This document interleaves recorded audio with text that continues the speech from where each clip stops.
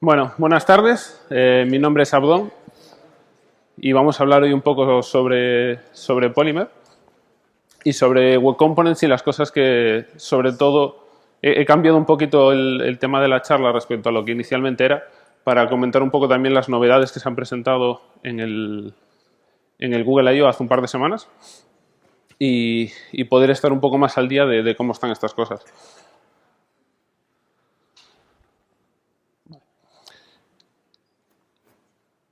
Pues eso, mi nombre es Abdón, tenéis ahí el nick que uso en prácticamente cualquier red social. Voy a agradecer cualquier comentario que me dejéis o crítica o lo que sea y luego podemos charlar sobre ello.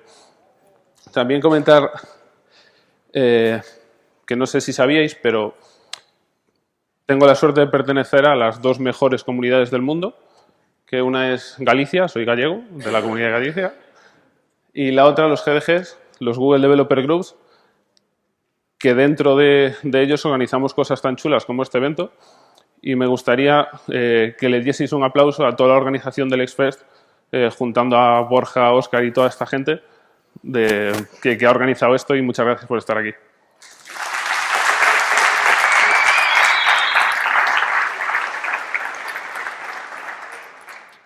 Gracias. Aquí. Vale, pues hablando un poco más ya sobre el tema, Salva habló esta mañana de ello, sobre las Progressive Apps, esta, digamos, reciente tecnología para hacer aplicaciones utilizando las nuevas capacidades del navegador para conseguir experiencias de usuario que hasta ahora solo podíamos conseguir con las aplicaciones móviles, tales como las notificaciones push, que funcionan offline y demás. Estas cosas ya Salva habló con calma de esto. Vale. Y empezando un poco desde el principio, en el tema web, inicialmente teníamos HTML para hacer tradicionalmente lo que eran los documentos y era un lenguaje que nos funcionaba muy bien para hacer este tipo de cosas, pero es algo que no nos era suficiente para poder conseguir estas experiencias que estamos tratando de conseguir con las Progressive Apps. Y entonces, este lenguaje no evolucionó mucho durante estos 20 años más o menos que tiene HTML, pero el que sí fue evolucionando mucho fue JavaScript.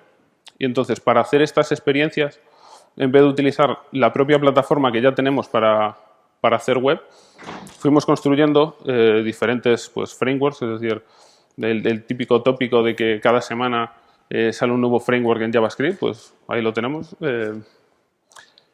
Y con esto también tanto metaplataformas por encima, compiladores, un montón de herramientas y de tooling en JavaScript, dejando de lado al propio navegador.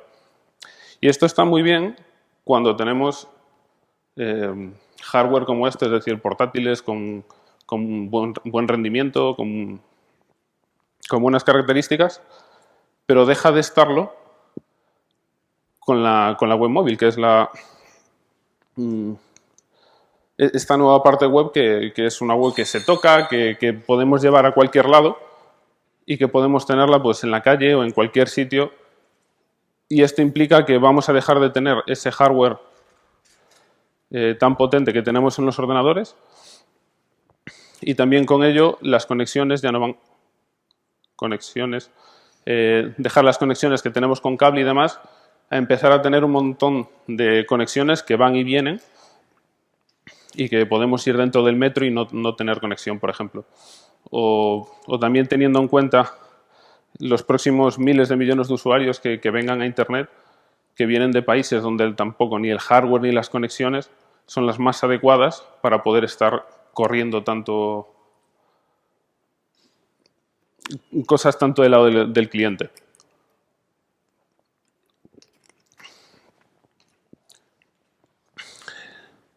Entonces, en sitios donde no hay tantos recursos y las conexiones y el hardware es lento, seguimos haciendo, utilizando es decir, cómo solucionamos ese problema, y la respuesta hasta ahora pues era eso, más JavaScript y más JavaScript y más JavaScript. Y quizá hay una mejor manera de hacer estas cosas en vez de seguir construyendo encima de la plataforma, en vez de utilizar la propia plataforma. Entonces, un poco la ideología que se vendió en el I.O. en toda la parte de Progressive Apps y de web y demás, que es menos JavaScript y más utilizar la propia plataforma. Porque tenemos un montón de maneras de hacer las cosas, utilizando un montón de frameworks como muchos conoceréis y utilizaréis, como puede ser pues, desde frameworks como Angular, Knockout y demás, hasta librerías como React, y no sé, hay un montón de utilidades y librerías. Y vale, con estos frameworks los utilizamos porque nos dan diversas herramientas, como pueden ser el routing, como puede ser toda la parte de inyección de dependencias, más cosas como los servicios, controladores, internacionalización, y luego también la parte de los componentes, que es una parte que, bueno, cuando tenemos ese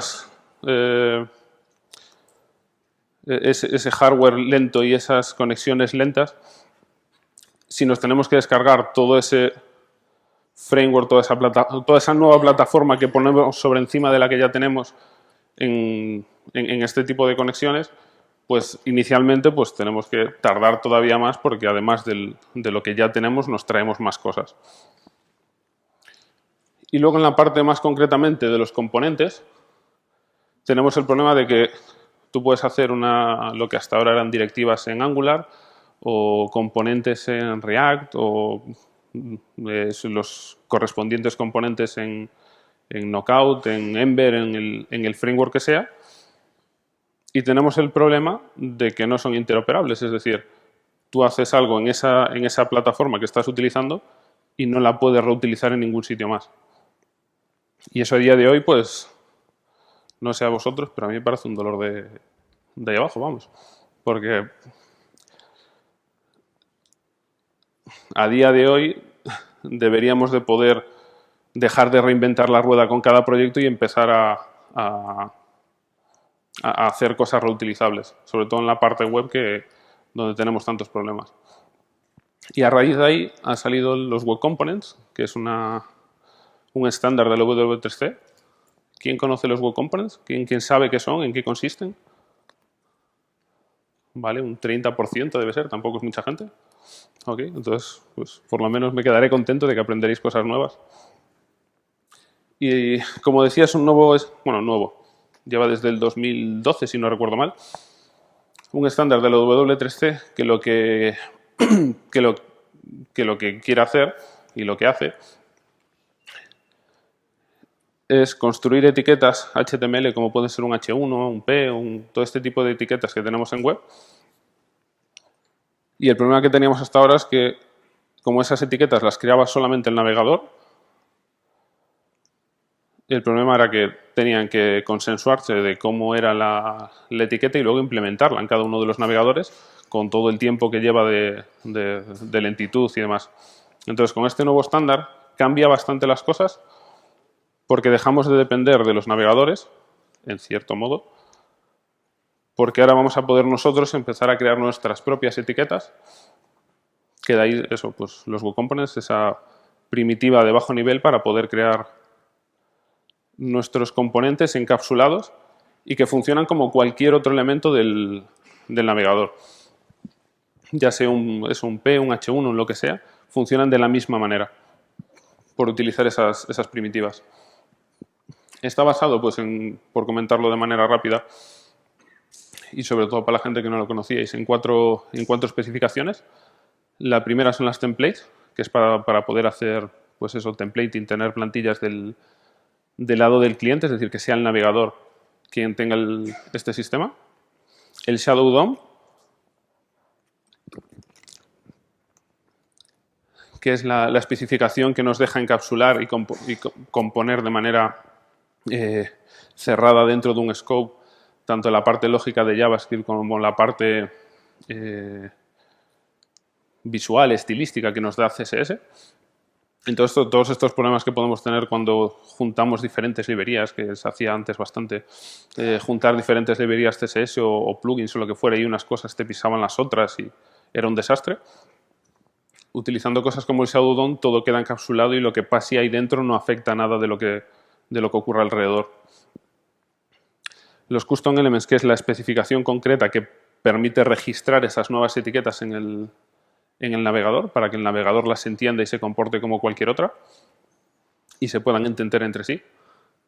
Y los HTML imports, que es la última especificación que lo que hace es nos permite importar ficheros HTML, al igual que podemos importar un fichero JavaScript.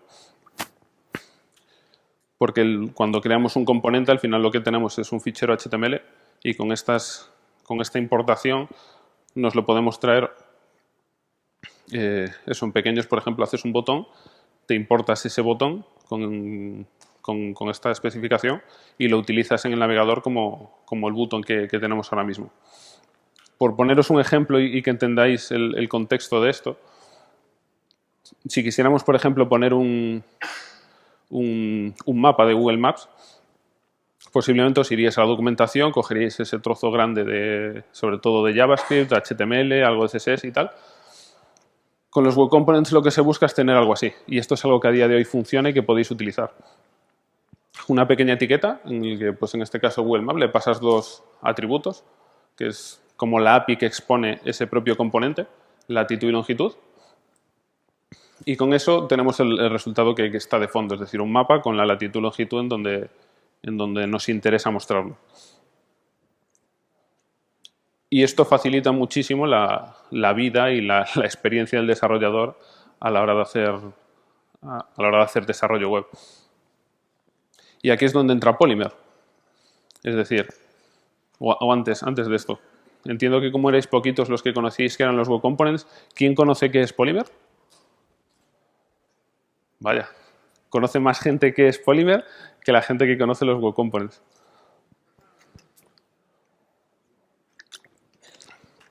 Pues Polymer, antes de hablar qué es, porque quizá no está claro, o no lo estaba hasta ahora, o al menos no públicamente, Polymer llegó alrededor de junio, creo, de 2014, en el I.O. de 2014, y lo presentaron como eso. De aquella ya la especificación de los Web Components empezaba a estar ahí, y como una revolución en el mundo web.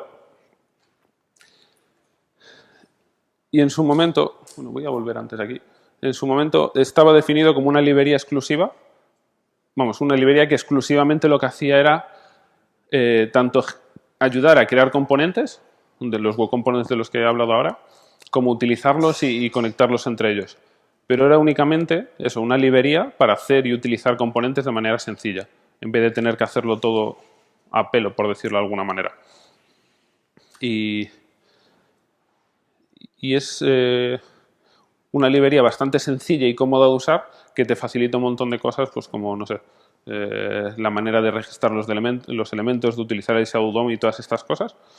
Y te lo facilita sobre todo para hacerlo de manera declarativa, que se entiende mucho más tanto a la hora de escribirlo como a la hora de leerlo, hablando de nivel del desarrollo. Pero bueno, esto hasta hace un par de semanas era como la postura oficial que tenían de que se dedicaban exclusivamente a eso. Pero bueno, sobre todo la comunidad echaba mucho en falta que a través de estos componentes pudiésemos hacer más que solo componentes sueltos y poder llegar a crear aplicaciones enteras en base a componentes.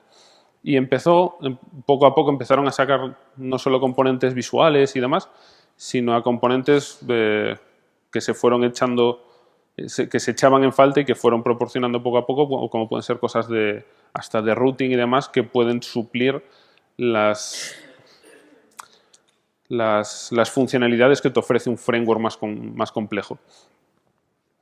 Y entonces llegó la I.O. este año, hace un par de semanas, más o menos, hace relativamente poco, en mayo, y la postura cambió, es decir, han dicho que ya no se quieren dedicar exclusivamente a hacer Web Components, que era más o menos lo que todos los que andamos metidos en este mundillo, lo que ya entendíamos pero que no se quería hacer público. Y pues la historia cambió y es, sí queremos seguir teniendo esa librería, el proyecto Polymer como que se va a dividir en dos y siguen las dos a la par. Y es esa librería para hacer componentes, que es en la que se basa prácticamente todo el proyecto. Pero luego, por otro lado, es un set de elementos que ya tenían desde hace tiempo, pues elementos que te ofrecen, por ejemplo, el diseño de Material Design, que eran de los más conocidos, los Paper Elements. Iron Elements que te ofrecían cosas más de bajo nivel como peticiones Ajax o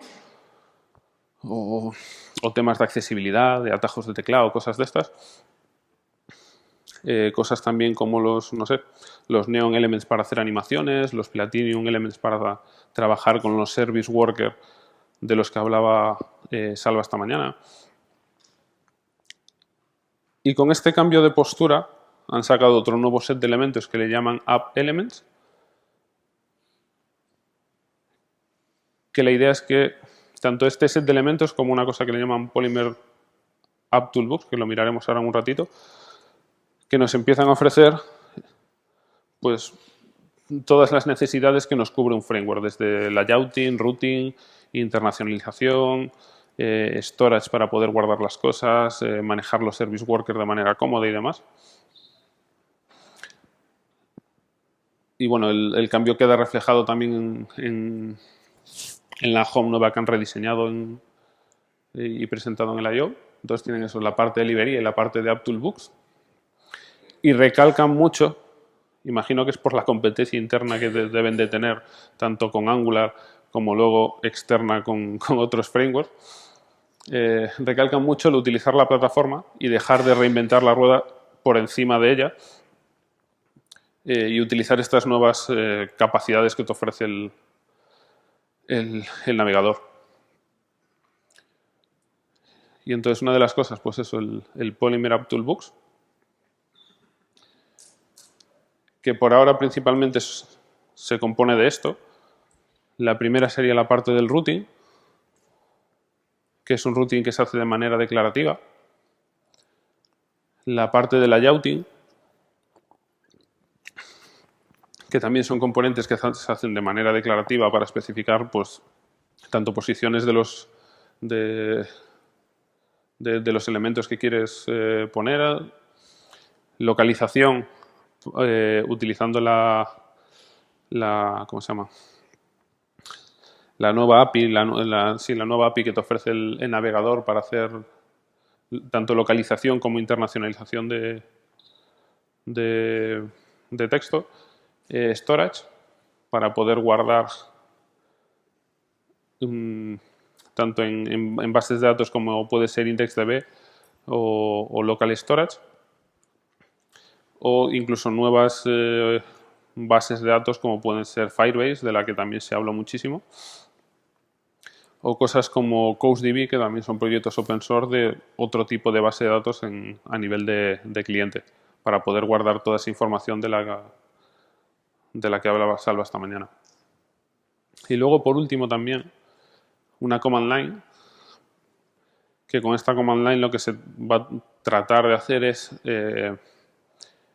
facilitar la vida al desarrollador a la hora de tener que hacer todas estas cosas, tanto de crear un proyecto nuevo, crear un elemento nuevo, cosas como pueden ser la parte de servir los proyectos en local, cosas como pueden ser generar el proyecto de distribución, porque una de las cosas que, bueno, no hemos visto, pero con los HTML imports, al final en el proyecto lo que te quedan son un montón de importaciones, entonces son un montón de peticiones HTTP, que si el navegador no soporta HTTP2, lo que vamos a conseguir es un montón de peticiones que no nos van a ayudar demasiado en el rendimiento y en los tiempos de carga, sobre todo. Y con una de las herramientas que tienen, que se llama Vulcanize, lo que hacen es unificar todo en un solo fichero para que solo sea una petición la que se haga. Y todo este proceso, tanto de generar un proyecto que funcione para los servidores y navegadores que soporten HTTP2, cómo generar el otro proyecto que vaya vulcanizado y generado para como fallback a los navegadores y servidores que no lo soportan. Todo esto te lo ofrece la command line y ya está. Todo esto ya está disponible a día de hoy. Y entonces, viendo un poquito cómo funciona, sobre todo por la parte declarativa de la que hablábamos antes, el AppRoot, que es el elemento para hacer routing, funciona de esta manera. Luego veremos también como ejemplo de cómo utilizar todas estas cosas, sacaron una tienda de merchandising y un poco demostrar el uso de todo esta toolbox. Entonces, en una tienda como esta, por ejemplo, tenemos pues 3 rutas principales, que pues es la de home, la del listado de los artículos que queremos vender y luego, por último, la del carrito de compra. Entonces, normalmente en el navegador querríamos tener esas URLs limpias ahí arriba y para conseguir esto es tan sencillo como declarar en el elemento AppRoot el path que quieres para cada uno de ellos. Y esto luego, un poquito más llevado a código, tenemos un elemento que se llama AppLocation, que bindeando el root, lo que hace es el AppLocation, es el elemento que se encarga de comunicarse con la barra de URL. Y entonces lo que está haciendo en esa... Cuando veis los corchetes, os pregunto, ¿conocéis qué es el data binding en web? ¿Quién conoce qué es el data binding? La gran mayoría. Para los poquitos que no habéis levantado la mano, es una manera de conectar la información, de conectar los datos de manera, no sé decirlo, a tiempo real, por decirlo de alguna manera. Una conexión automática, simplemente con tener esa... En este caso, en Polymer se expresa con estas dobles llaves. Y lo que quiere decir es que en el momento que cambie ese valor en cualquiera de los sitios, se va a reflejar automáticamente en los otros. Bien, con esto, el AppLocation va a guardar en su propiedad root una serie de propiedades como el nombre de la URL, los parámetros que le llegan y toda la información que tiene la barra del navegador. Y la va a pasar por data binding pues, a los 3 elementos que tenemos, que son 3 rutas. Y cada una de esas rutas se le especifica también de manera declarativa cuál es el path que está utilizando. Este root lo podríamos luego, con los AppRoot, vincularlo, por ejemplo, con un elemento que se llama IronPages, que es para hacer paginado, y con eso podríamos activar una página u otra en función de la ruta. Y entonces, de manera declarativa, sin haber hecho absolutamente nada de programación JavaScript, tenemos una página que tiene paginado y tiene enrutado. Luego, para hacer layouting, aquí os mostraré un ejemplo. Estas últimas semanas he estado haciendo un pequeño proyecto y lo que os quiero enseñar con esto es que pues está muy enfocado en tanto en desktop como en móvil. Pero por ejemplo en móvil que solemos tener pues la típica toolbar con el botón de abrir el drawer, el menú lateral. Y luego pues el logo en el medio o algún texto o algo así. Entonces la manera de utilizar esto, podéis ver que arriba de todo, vale, aquí se ve, a nivel global tenemos un App Drawer Layout que lo que hace es tener 2 elementos dentro, uno que es el propio drawer, que ahora mismo está escondido, lo miraremos ahora, y luego el App Header Layout, que es pues un elemento, bueno, tiene 2, un drawer y un contenido. En este caso el contenido es un App Header Layout que lo que nos permite es tener dos, tanto el header como el contenido, es decir, la parte de arriba de la toolbar y luego el contenido de la página. Y esto es que ahora mismo no se ve claro, ahora lo muestro. En el menú lateral que está escondido, pues tenemos la toolbar que acabo de señalar ahora y el menú que vamos a ver ahora también. Y luego en la parte que es visible ahora tenemos pues ese header que tiene la toolbar, y luego tenemos el contenido, que en este caso pues es una Neon Animated Page, que es un componente para hacer animaciones sobre páginas. Sobre esto voy a enseñaros entonces cómo está esto hecho. Se ha descuadrado un poco, a ver. Hola. Así. Vale, esto que sería esa parte azul sería la toolbar, una toolbar alta, y la parte de abajo sería el menú, que sería esta parte de aquí arriba. A ver si vuelvo atrás. Es que serían esos dos elementos. Bien. Y estos elementos están abstraídos tanto a nivel de accesibilidad, para gente que tiene que utilizar pues, lectores o lo que sea necesario. Y luego tiene gestos como, por ejemplo, no sé si veis el ratón, sí. A ver. Este gesto de poder arrastrar. Hola. A ver. Bueno. Se ha quedado pillado esto, a ver.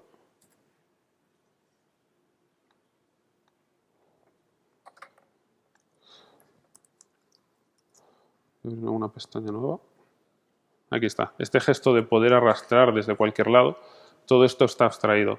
Y si os fijáis, aquí arriba, donde tengo, donde está, vale, dentro aquí, en ese app header, hay un paper icon button, que sería pues el icono del menú, que está especificado también de manera declarativa, que tiene un icono que es un menú, y tiene esa propiedad que se llama drawer toggle, que es una propiedad que ofrece el app header layout para automáticamente saber que cuando ese elemento sea pulsado, tiene que abrir el menú lateral, que sería este gesto de aquí. Yo llego aquí, pulso y despliega eso.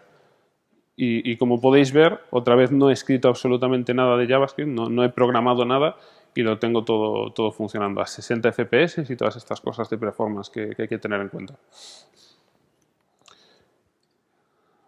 Vale.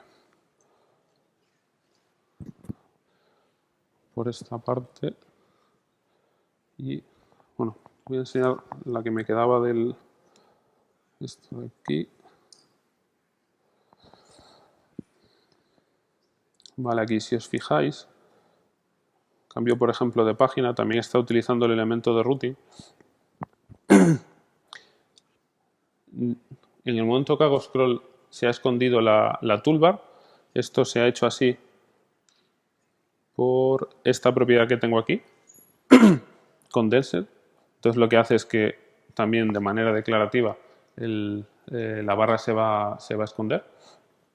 Y con la otra propiedad que se llama Rebels, con esta propiedad lo que hacemos es que en el momento que empiezo a hacer otra vez scroll hacia arriba, vuelve a aparecer la barra sin tener que llegar a la página arriba de todo. Y otra vez, pues eso, de manera declarativa sin tener que haber programado nada. Y luego efectos como Waterfall y demás, si miramos esta página que tienen de demostración, efectos como este, a ver cómo se ve ahí, vale, se ve muy bien, de que se esconde se minimiza el título y se va difuminando la imagen de fondo, son propiedades que están aquí expuestas a la izquierda, que por ejemplo si quitásemos el condensed, pues evidentemente vale, no se escondería. Lo mismo con el fixed. Como le hemos quitado el fixed, pues no se queda fija.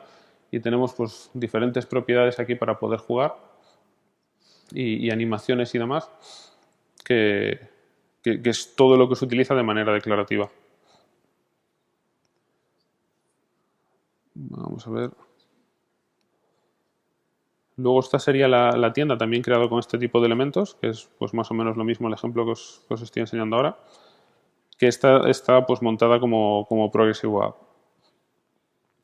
Y podemos ver cosas como cuando hablaba de la accesibilidad y demás, cuando pulsamos en el botón de añadir al carrito, si por lo que fuera tuviésemos que, por temas de accesibilidad, solo utilizar el teclado, a ver que aparto esto, utilizando la tecla de tabulador, que es como se mueve entre elementos 1, si os fijáis no me deja hacer nada más que estar dentro de ese pop-up, por decirlo de alguna manera, y me ofrece esas tres opciones.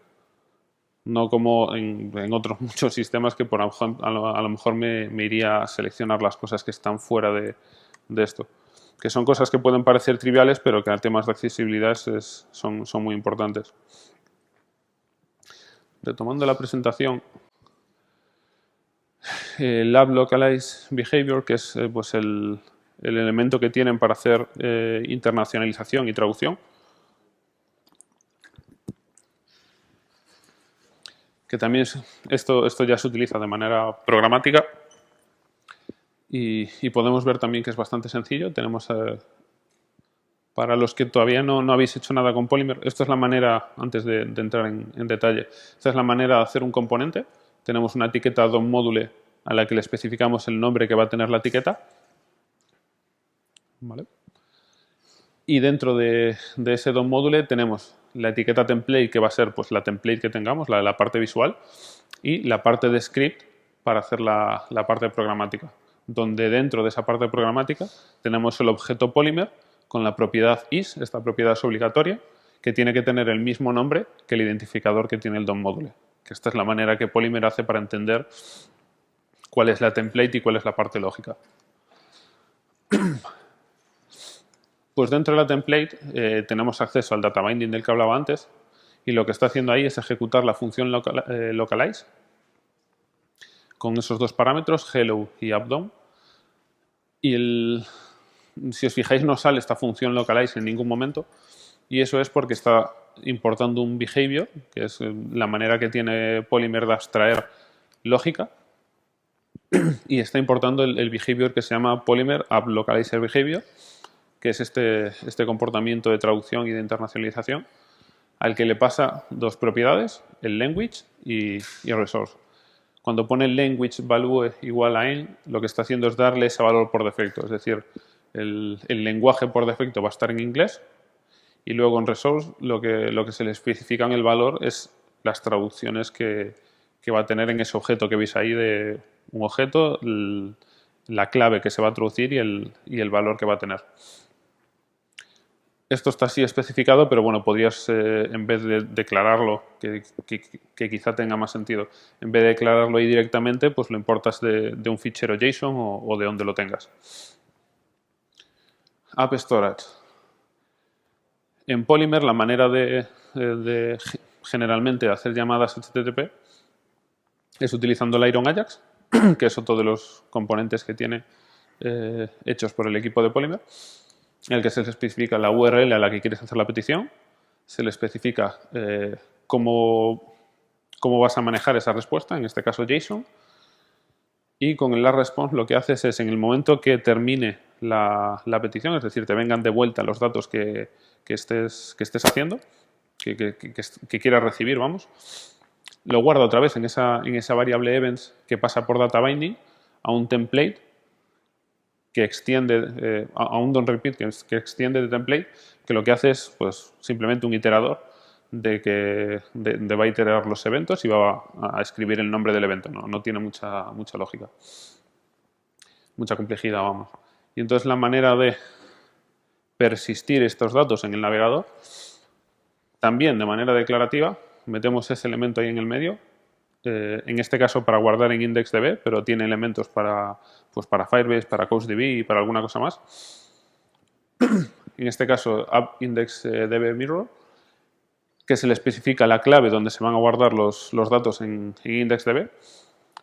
Otra vez, la data, que lo que haces es vincularlo por data binding con la petición que te viene del Iron Ajax.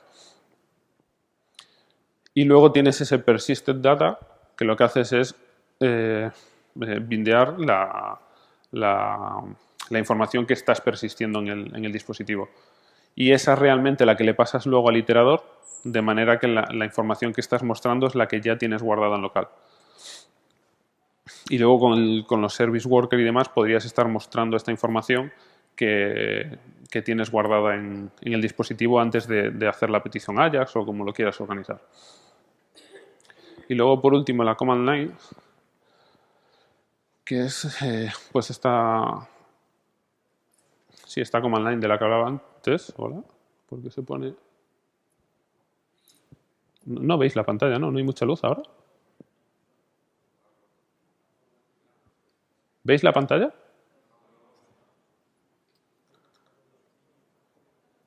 Pues no sé.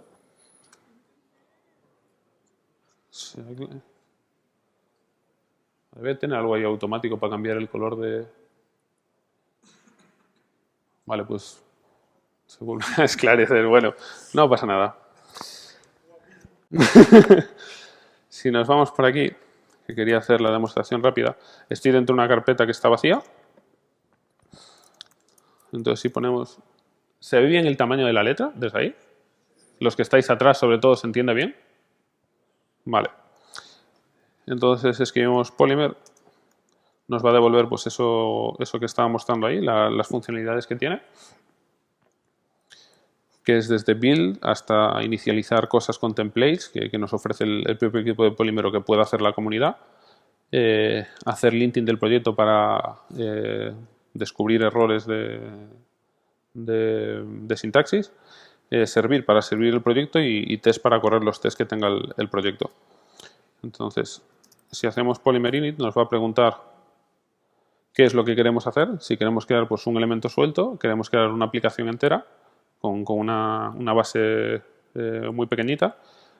La tienda entera esta que hemos visto es otra de las templates, entonces nos bajaríamos todo este proyecto. O, pues, por ejemplo, un AppDrawer template, que es pues, una plantilla muy básica con el menú lateral. Entonces, por ejemplo, seleccionamos esta de aquí. Entonces, lo que hace es descargarse la template y descargar las dependencias correspondientes. Y esperamos un momentito. Listo. Entonces, ahora, si hacemos Polymer Serve, y voy a poner Polymer Serve. Vale, entonces nos dice que está sirviendo la aplicación aquí. Si copiamos la dirección URL, tenemos aquí funcionando el proyecto, que en esta template en concreto pues ya tiene routing, ya tiene los elementos del layout puestos y demás. Y si os fijáis aquí, por decirlo ahora rápido, la nueva versión de Chrome va a tener esta sección aquí que se llama Application, que es una sección para tratar todas las Progressive Web Apps. Y entonces estos datos que mostraba Salva esta mañana en el manifiesto, como el nombre pequeño, las URLs, los colores, las imágenes que pongas y demás, lo gestionas todo desde aquí, igual que la información de base de datos, como puede ser hasta aquí. Visto esto, ya casi hemos terminado. Bueno, la demo que ya hemos hecho. Y por último, comentar súper rápido que otra de las cosas que han presentado en el I.O. es el Purple Pattern, le llaman ellos, que es utilizar